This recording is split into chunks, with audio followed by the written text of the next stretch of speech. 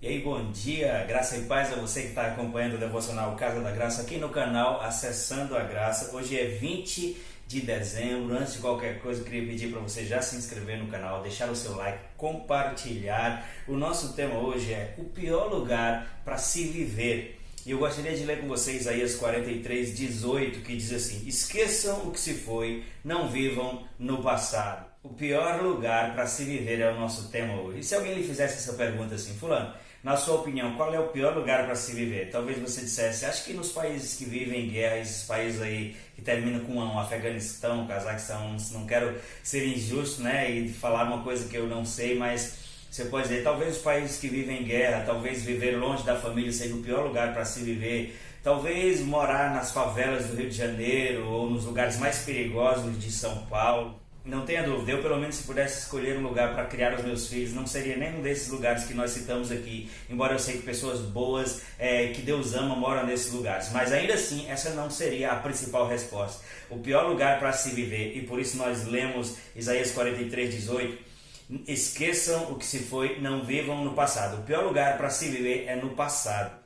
A importação do passado para o presente é uma ferramenta que o diabo tem usado e tem conseguido sucesso na vida de muitos cristãos, fazendo com que a gente viva constantemente considerando coisas que ficaram para trás, coisas que não são possíveis mais de mexer, de alterar, de se consertar. E você sabia que até as boas experiências, as experiências de sucesso do passado, elas devem ser deixadas para trás? Eu não estou querendo ser extremista aqui, mas quando eu digo que até as experiências boas devem ser deixadas para trás, é no sentido de que quando elas servirem para nós, de uma comparação negativa, por exemplo, era bom quando tal coisa era assim, eu preferia há tantos anos atrás, quando eu tinha essa condição física, ou quando eu estava em tal cidade, ou quando eu estava convivendo com tal pessoa, mesmo se tratando de experiências boas do passado, se elas trouxerem no presente essa postura de saudosismo e de comprometimento com o presente, isso também deve ser abandonado. De forma que o sábio Salomão diz em Eclesiastes,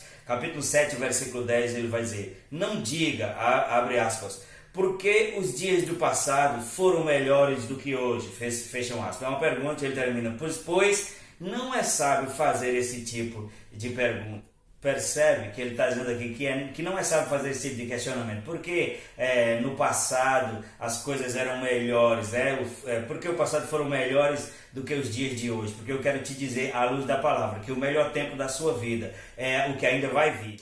A dinâmica de Deus no que diz respeito à valorização do tempo é que nós discernamos o presente para que a gente possa construir um futuro. Deus, Ele sabe sobre o futuro, Ele é o Deus do ontem, do hoje e do amanhã. Quando nós falamos assim de forma tão enfática que o passado ele é um lugar perigoso para se viver, é porque se eu estou no presente dando atenção às coisas que eu vivi no passado, e na maioria das vezes, eu disse aqui que até as coisas boas, elas devem, de certa forma, serem largadas para que a gente não fique com referências de coisa do passado e reclamando do presente, mas na maioria das vezes o que mais nos prejudica sobre o passado são as escolhas erradas, são os pecados do passado, são coisas que a gente podia ter feito e não fez. E a gente está falando hoje aqui que é o pior lugar para se viver é o passado, porque se no seu presente você estiver dando atenção demais a algo que lhe prejudicou no passado, você está determinando que o seu futuro será apenas uma continuidade daquilo que foi o seu passado.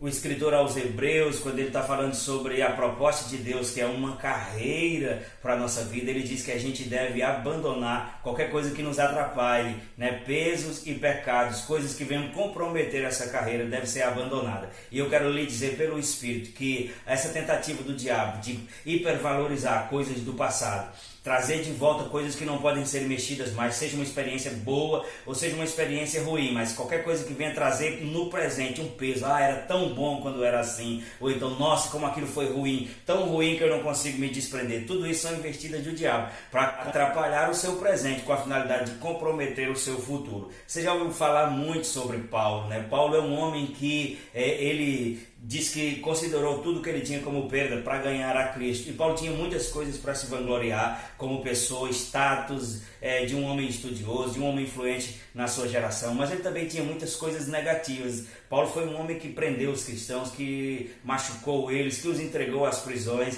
Então ele tinha várias coisas que, se ele quisesse considerar no passado, podia comprometer a sua vida presente e atrapalhar aquilo que Deus tinha para ele no futuro. Então ele deixa para mim e para você esse conselho aqui em Filipenses capítulo 3, versículos 13 e 14. Ele diz: irmãos, eu mesmo não penso que eu já tenha alcançado, mas uma coisa eu faço, esquecendo-me das coisas que para trás ficam e avançando para as que estão diante de mim, eu prossigo para o alvo, a fim de ganhar o prêmio da soberana vocação de Deus em Cristo Jesus. Perceba que ele diz: esquecendo-me das coisas que para trás ficam, eu prossigo para o alvo. Deus quer que eu e você olhemos para frente. É importante que nós tenhamos alvos, que nós planejemos crescimento, alvos de avanço. E para isso é necessário que a gente se desprenda de qualquer coisa do passado, porque o passado é o pior lugar para se viver. Então, eu e você precisamos discernir o presente para que a gente não comprometa o futuro que Deus tem para nós. Não viva do passado, é o que o nosso texto base diz. Esqueçam o que se foi, não vivam do passado. Se você continuar lendo, você vai ver que Isaías vai dizer: porque o Senhor está fazendo uma coisa nova, Ele está abrindo um caminho no deserto e um rio no ermo. Esse é o lugar que você temos que olhar para frente, esquecendo o passado e vivendo no lugar onde Deus quer que você viva, que é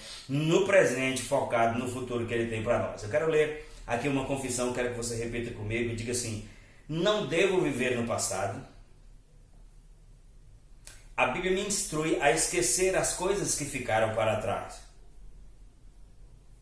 Viver no passado é sacrificar o presente e comprometer o futuro.